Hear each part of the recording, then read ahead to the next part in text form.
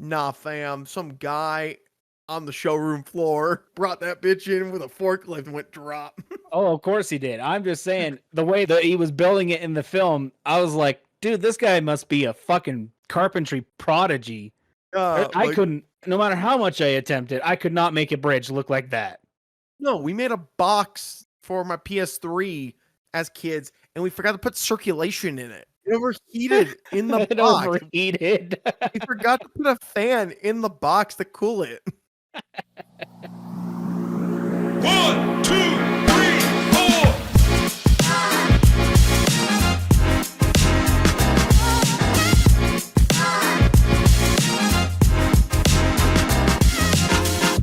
Welcome to Nerd Otaku Podcast, where we watch it so you don't have to. I'm your host, Eli. With me is my co-host, Ben.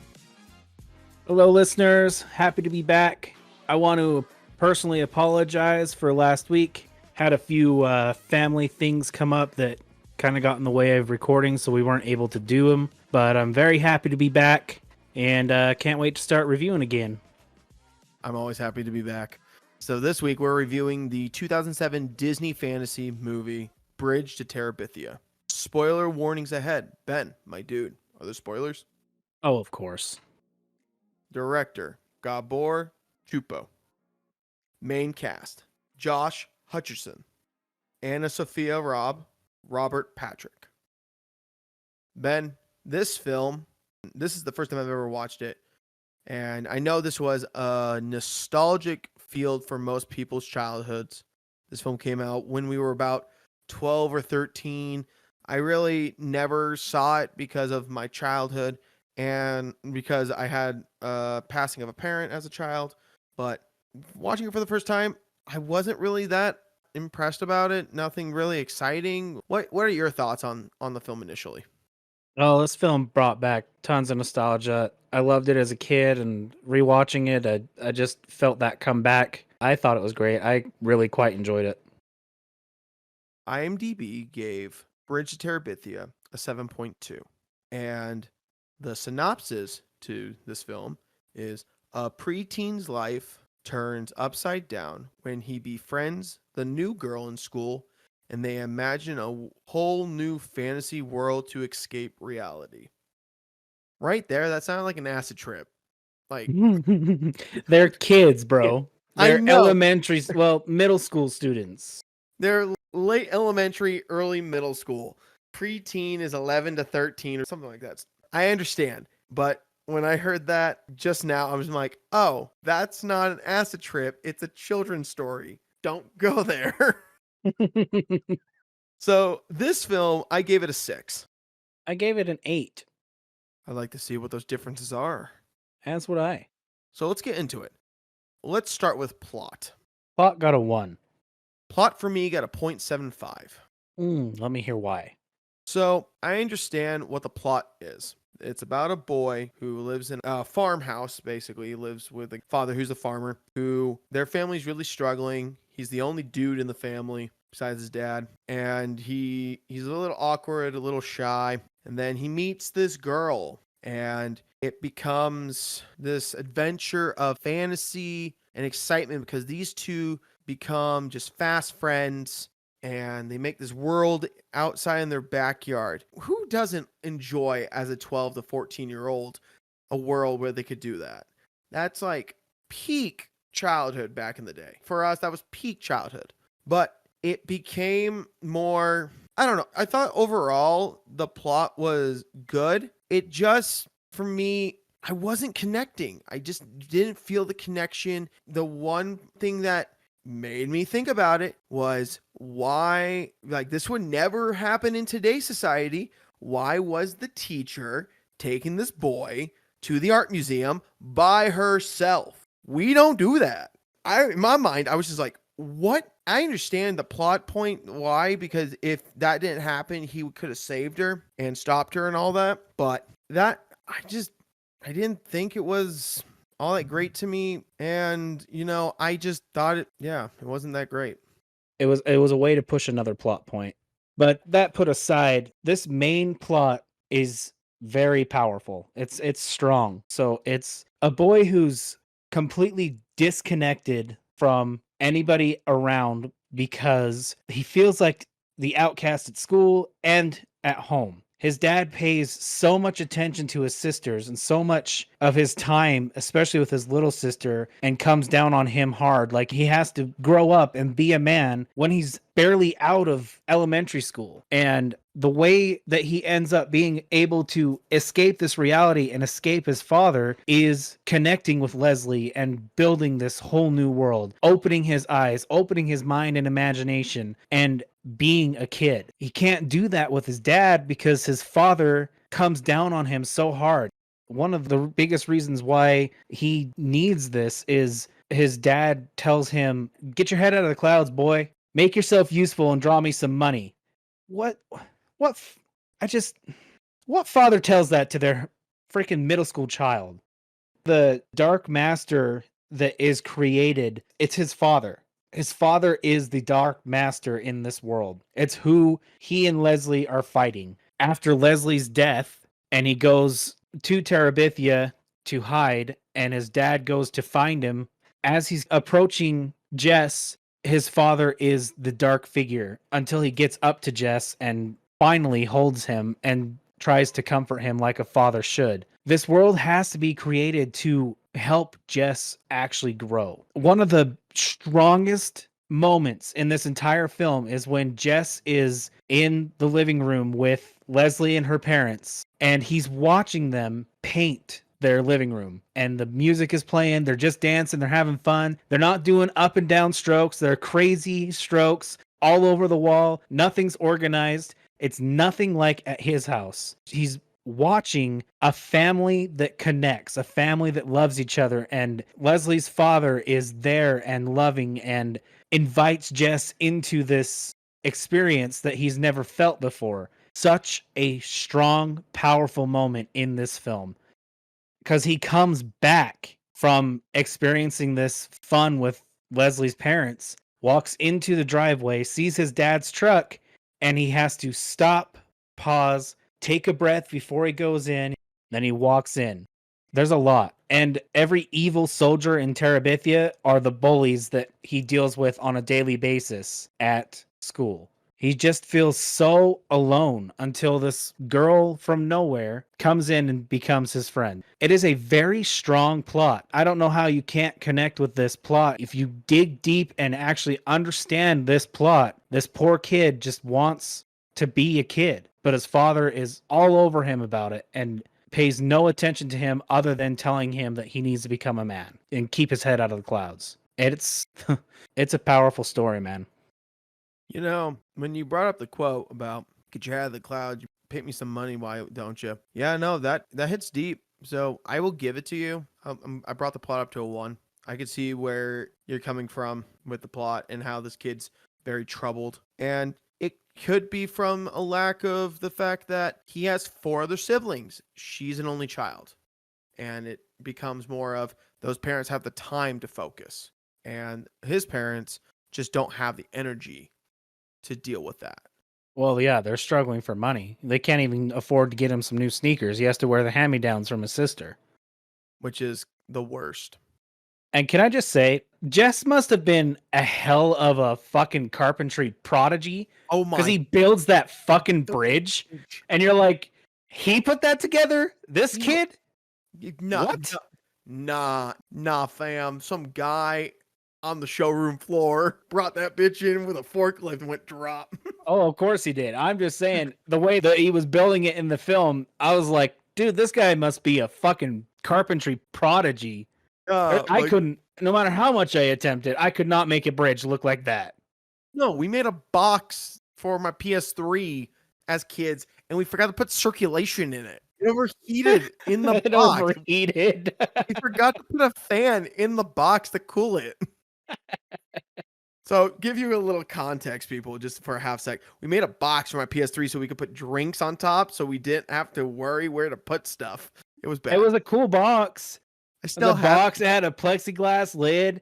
It had the openings in the back so we could put the cords through, and it had hinges to open up. It was a cool box. It But just failed. we didn't put circulation of air in there. No, it got way too hot. Yeah, it was bad. But I used it as storage for like the next 15 years. So I just got rid of it like a year or two ago. Acting. 0.5. Wow. I gave it a 0.75. I want to know why you gave it a 0.5. I've never been a big fan of Josh Hutcherson. Some of his works are good, a lot of them aren't. Growing up with Josh, watching him act, he may have grown, but his acting never did. And I understand that Bridge to Terabithia is one of his younger parts, so you can't really bring that into consideration. It's just he's hard to connect with as a character. Always has been. His portrayals are always forced. He just doesn't give off an emotional vibe. There's nothing to him, really. He's just always forced his character and forced emotion. You can connect with the character, but you can't connect with the actor portraying the character, and it's not enough. You have to connect to both, and with just being a two-person main cast, both of them have to be relatable. And I understand where his story's coming from. I understand how his character's supposed to be. I get that they have to be young because that's what the base is. It's elementary to middle school. But for how complex a character Jess had to be, Josh was not the person they should have gone with. You cannot connect with Josh. Anna Sophia Robb did actually pretty damn great. There was just something that really bothered me about her character. Every time she got excited or tried to portray very strong, happy feelings, it's a very exaggerated exhale every time. It was so very distracting for a performance. It was enough to make me be like, girl, just stop. Just say your lines. Like when she finds the rope, she's like, what's that? Look at that. So much. So much. And I'm just Yeah. like, oh my Lord almighty, girl. I understand you are a very young cast. This is some of your earlier works, but Jesus, tone it the fuck down. Nobody talks like that. Nobody. Wow. You know, you just got me to change to a 0.5, my guy. You got me to change to a 0.5. So my Sorry, thing, not sorry. yeah, sorry, not sorry. I hated the dad. The actor, yes, he's done some good roles in his repertoire, but I felt like the dad was like almost playing it too harsh in some instances. Like I understand he's struggling for money, he's trying to figure this out, and I know he's trying to tell his son to grow up, but you know, the kid's dealing with a lot, and the guy's just over aggressive on him all the time, and it's just like, all right, we get it. We get it. Can I And ask you something? what's up? Have you ever read the book? No. Oh boy. He underplayed the dad. Really? Completely underplayed him. Really? I thought Robert Patrick balanced it out very well. So the He dad, very underplayed the father compared to the book. I was expecting more of a. I didn't realize in the book he was so more aggressive. Oh yeah, he is a character you just cannot stand in the book.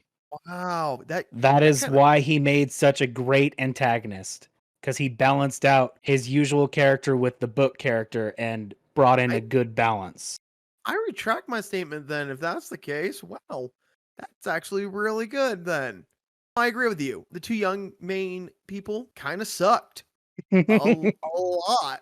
I'm sorry, Jess, played by Josh. He was a moody teen playing a moody teen, and he showed his emotions too much. And then Anna Sophia Robb, like you said, I didn't realize you caught that too. Every time she saw something exciting, it's like, what are you having, an asthma attack? When the major scene, when they get up the tree, and mind you, okay, the jumping skills of these children, It's their imagination. I know, but they get up to the tree, and then it was just like this, and then they look out, and they go, and Josh's character goes, Jess, what should we name it? Terabithia. Why the breathing? I don't know. Ah, I don't know. That's what I'm saying. My I God, have no idea what the hell it was. dude, I don't know. And then the little sister was like the best one. I know, right? She was the sassy girl who was so good. So good. I loved it every second. Bailey So- Madison. Yeah, she's in that movie Just Count on It or something like that with Adam Sandler. She's the kid who's wanting to get into acting classes. Ah, years later, she's so good still. But yeah, no, I agree with you. Everything was just, they were too young and inexperienced. Well, they had to be young. They had to be young, but it was like they were too inexperienced for what Disney was looking for. in my opinion. Character development. 0.75. I gave it a 0.5. Let's hear it. Jess, to me, was the only one who developed because of the fact that through his adventures with Leslie, he started to open up more, do his art more, show his more sensitive side, his more creative side. And then when she died, you saw him crumble. And right before that, the teacher took him to go to the museum, and it was like, oh, he's seeing more cultural world art, and it's opening his eyes. And then he's slam, friend dies, cracks your skull open in a river. Like, bam, it drops him like a rock. You see him fall, you see him crumble, but then you start seeing the little things that their fantasy world was bringing out. Like the bully. The bully came up and took care of the other bully. And what happened was you saw Josh actually being friendly with the girl because the girl sat next to him and said hi. And in the imaginary world, she was imagined as a giant. Roll. The troll saying the same thing. And then you see him try to grow with his sister because he always pushed his little sister away. Pushed until the end when he built that amazing carpentry skilled bridge And made her a princess. and made her a princess. And you saw that he wanted to bring her into the world that he cherished because of him and Leslie made. And he was willing to let the world grow in her memory to bring the sister in to be the princess. So Jess, to me, was the only one that really grew. The teacher was there to move the plot. The dad was there to be the antagonist. And I think he grew a sensitive side when he found his son and tried to help him. But that was like it. The dad was just super aggressive the whole time. And yeah, I really didn't feel like anyone else was like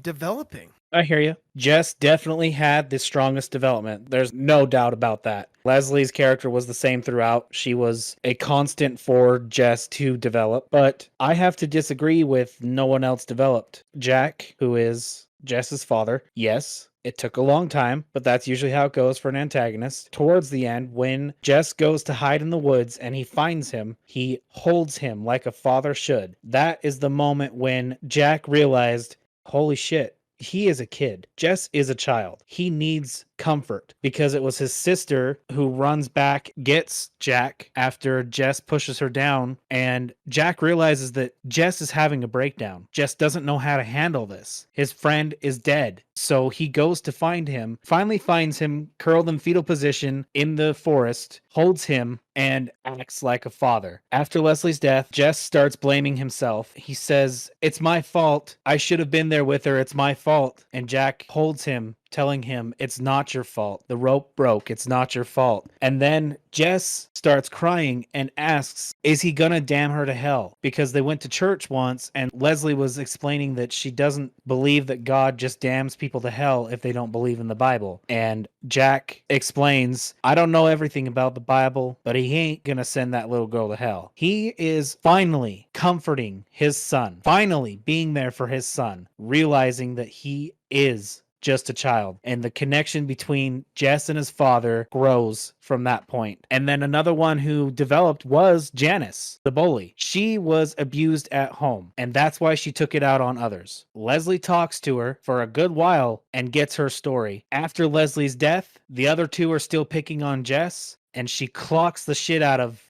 dead meat. I can't remember his name. Yeah. And that's when she sits next to him and starts befriending Jess as well. It was small. It didn't seem like it was important to the story, but it was enough to bring impact to the story, to show that this girl, Leslie, really influenced lots of people around her, including bullies at school. But again, yes, Jess's character was the main focus of this story. He developed like no other. He was a shut-in, kept to himself. Leslie comes into the picture and his world just opens up big time. His eyes open. He realizes he can be a child. He can imagine and have fun. He doesn't have to close himself off and have a miserable life, all because of Leslie Burke. There was quite a bit of development in this film, just not everybody. Not enough to get that perfect one, but enough that I solely believe a 0.75 is justified. I would even go up to 0.8, 0.9, but I'm going to keep it rounded down. Yeah. See, I'm in that gray area but I will give you the 0.75 because this was a first time watching for me. So I was trying to get everything in. This is a film for you that's pretty nostalgic. Oh yeah, I fucking Yeah. love it. So this film way better than me. So And the book. and the book. You've read the book. I've never read the book. So I'm doing this off solely what I watched. That's the thing. And you caught the details, and I was like, oh, I missed that. So yes, I'm going to bring it up to a 0.75 because I do agree with you that there were one main one and then a couple other sides. Sound and music. 0.75. 0.75. Yay. Listen, I only had one problem with the music. It was the fact that the trailer gives you the song Keep Your Eyes Wide Open, and only once throughout the whole film do you hear it for 10 seconds on the radio. I'm like, ample opportunities to play this song. And not once did it get played, except for on the radio for a blip of a second. It saddened my heart. Then you got your great music mixed in that really brought you in, and sounds were fun. The way they matched the characters with their bullies, and I solely enjoyed it throughout. I was just peeved that, and not even at the end credits. They could have put it into the end credits, for God's sake. No, they went with a Miley Cyrus song. What the fuck? Keep your eyes wide open. That was the whole point of this entire film. That's the premise. Close your eyes, but keep your mind wide open. That is the song. Yep. That is what pulled audiences to the theaters, was because this song was playing in the background to really pull you in. The trailer was powerful because of this song, and then they don't even fucking put it in the movie. I was pissed. Yeah, I agree with you.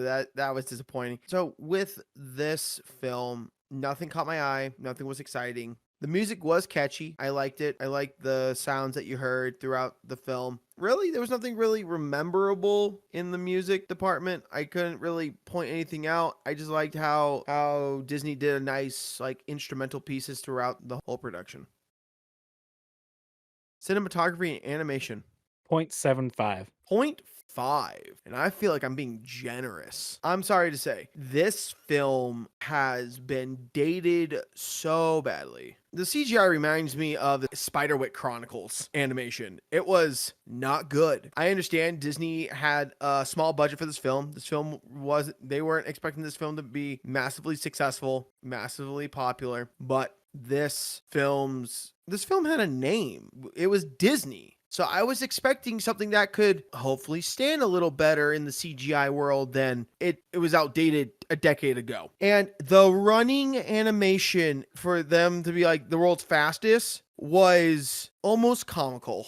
Nah, it was the same thing as Twilight. It's the same process. I hate Twilight. Oh, I do too. I'm just saying that's what they do for every running scene where they're the fastest. They literally put them on a treadmill with a camera. They run on the treadmill and then they speed up the car in post-production. That's how Hollywood does it with every running scene.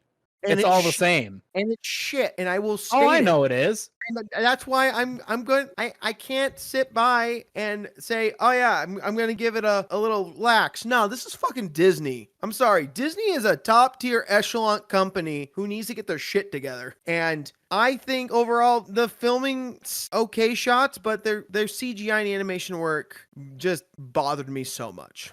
I can understand, but I took this from the first time I'd watched it, 2007. I'm a fucking 10, 11-year-old, whatever the fuck I was, 13, I don't know, somewhere around there. And I thoroughly enjoyed it. I thought that for the time it came out, it was done well. It had the giant scene, the fairies that came to fight the squirrels, the world itself, the art, the building. I felt like it was good, but not great. It was enough to give it a 0.75, but not quite top tier enough to give it a 1. I felt like, yes, it's dated, but it's still very enjoyable to me, to my standards, to what I felt when I first watched it way back in the day. Just nostalgia came back, the strong feelings. I'm going to stand at a 0.75. I felt like, yes, we definitely have much better standards now, but at the time, I think it holds up. I really do. All right.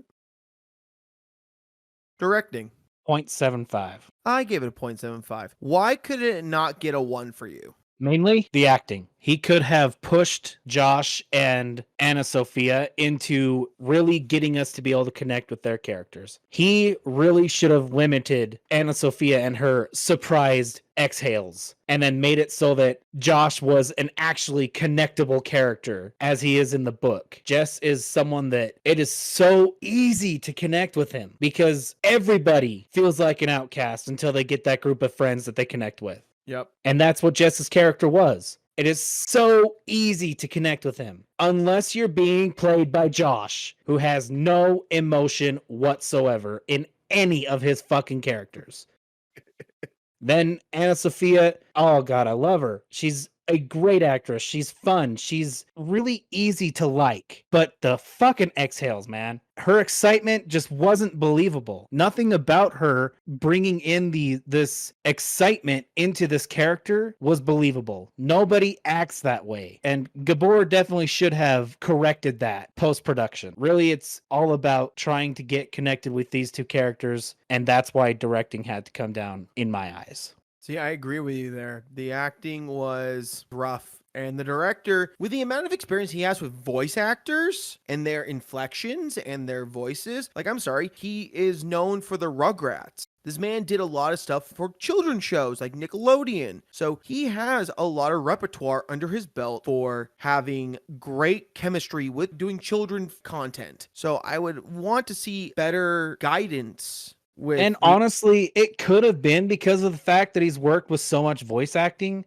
where they have to put that exaggeration into their voice to bring their characters across. If you haven't noticed, that's basically what voice actors have to do because they can't show it on screen. They have to bring out their voice and exaggerations through their voice acting. And maybe he just couldn't dissociate from voice acting and acting in particular. And that's why it didn't pick up on it. But still, I did. Yeah. I noticed it. You noticed it. I'm sure everybody that's watched this film has noticed it. You can't do that in a live action. It's got to be through your acting, not your voice.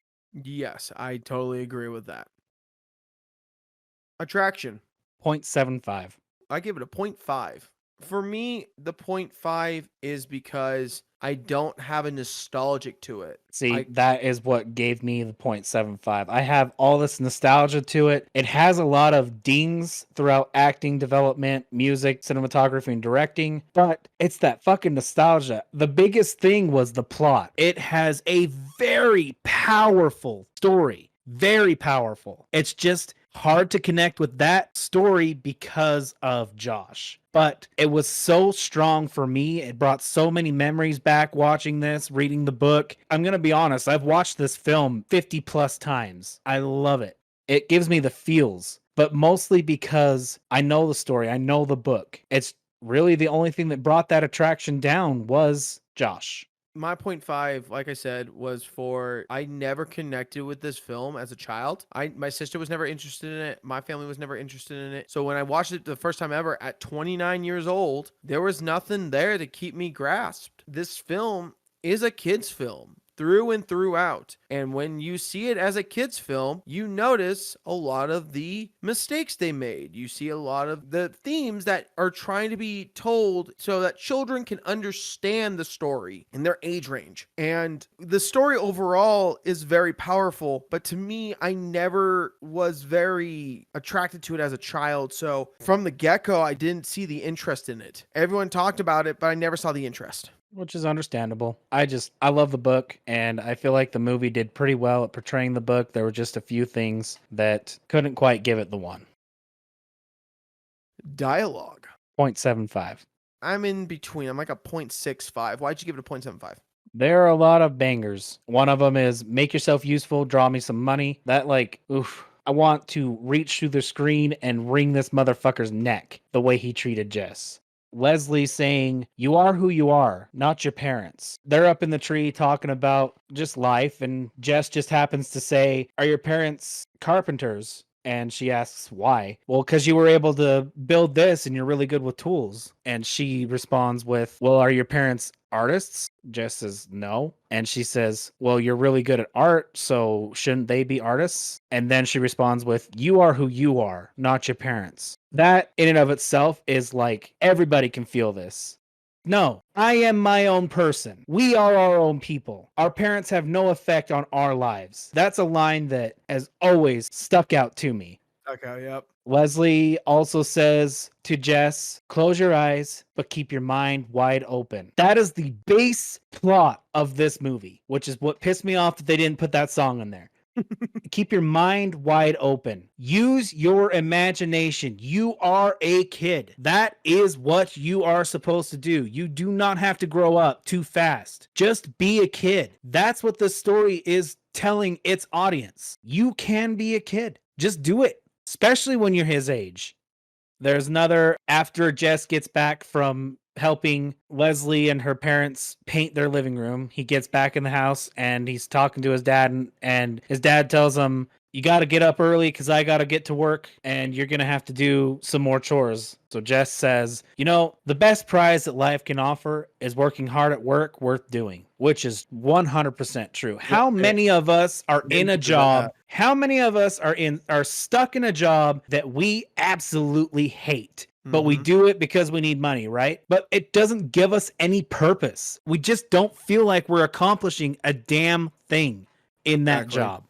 Yes. The best prize life can offer is working hard at work worth doing. Find something you love and fucking do it. That's what we're doing here, right? Sure, we have a day job that keeps a roof over our heads. Not necessarily our favorite thing to do, but we do it. But you find something you love and you fucking get it done. That's why we're here. We love doing this podcast.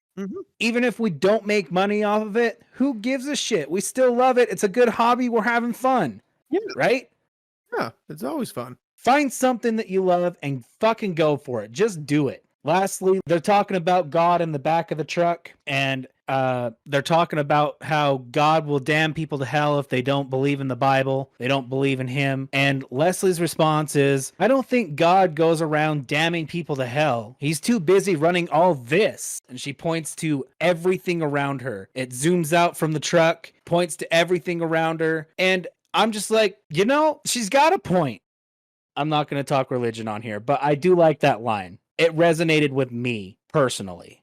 Yes. The dialogue in this film, you've said all the good lines. You said all the ones that I would think of, to be honest, because they're all good lines, but nothing that was so remarkable that it deserved a 1. It was good, but it wasn't outstanding. Right. It wasn't the best. There were a lot of good ones, but not quite the 1. Exactly. Scenery. That got a 1. I gave it a 0.75. Really?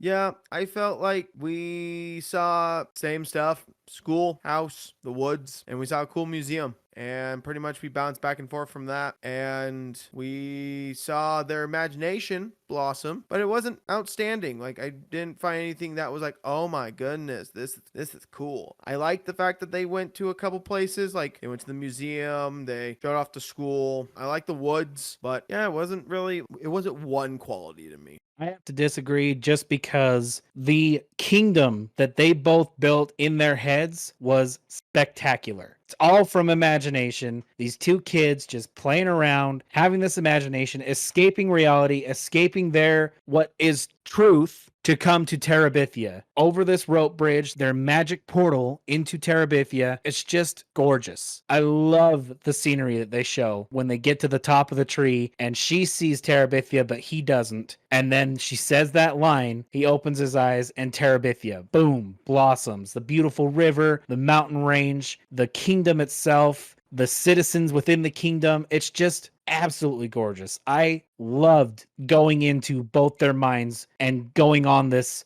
beautiful journey that they created themselves. I felt like Scenery 100% deserves that 1. See, my thing about that whole shot, you see their imaginational world twice. You see it at the end when they're walking in to be the prince and the king, and then you saw it when they did that big spectacular announcement of what the land was named. And that was it. Saw it twice. I wish we could have saw more of it, of their imagination blossom with that, but it was very limited. And Well, that's because the movie itself had to portray that they were still in reality. Yeah, but sometimes, like, I would like to see, if they're going to do imagination, I would like to see more of the imagination, more of the land that they're imagining, not just the forest with the creatures in it. Understandable. I still think it deserved a 1.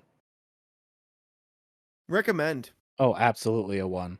I personally, I'll probably never see this again. So a 0.5. For me, it was just not something I found really catching me. I don't have the nostalgic feeling to it. It's a good kids film, don't get me wrong. But with the review that I've given, I think I wouldn't recommend this film. I just wouldn't. It just really didn't keep my attention. Unless you have kids, I wouldn't recommend this. I wholeheartedly recommend this. It brought back so many memories, so much nostalgia. Love the book, followed it beautifully. It, hard to connect with Josh, but hey, whatever. It's a great film, family friendly, beautiful film. Enjoy it with your family, enjoy it by yourself. It's great. It shows an amazing plot line. Just really pay attention to that plot, pay attention to the scenery, the development. You won't regret watching it, in my opinion. I've seen it 50 plus times and I'll watch it another 1,000 times before I die. I wholeheartedly believe, and I think you'll really enjoy it. It's worth it. At the end, I gave this film a 6.75. Mine stated an 8. As we wrap up this week's episode, I would like to talk about next week's episode. We are bringing a special guest on to talk about the 1988 anime neo action drama Akira.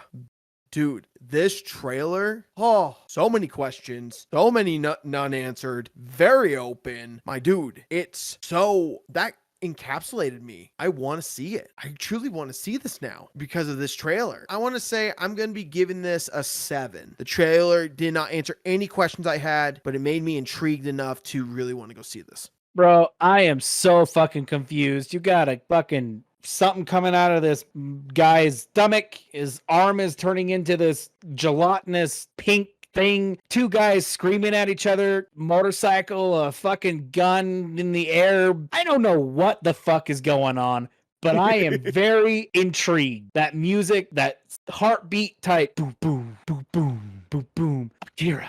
The fuck? I don't even know. Yeah. I am very intrigued. I swear to God, if I had seen this preview as it was coming into theaters, I'd have jumped on this shit. I don't know what the fuck is going on, but it looks interesting. I am giving it a 7 out of 10. I'd like to thank everyone for tuning into this week. If you'd like to follow us, we're on Instagram and Threads, and also on Twitter at nerd_taku_podcast. We are also on YouTube under Kingdom Notes Studios. My name is Eli. I'm Ben. Thanks, guys, for tuning in. Have a great week. Thank you, guys. Happy to be back. Again, sorry about last week. Have a great week, guys. See you next week. Wanna hear you go?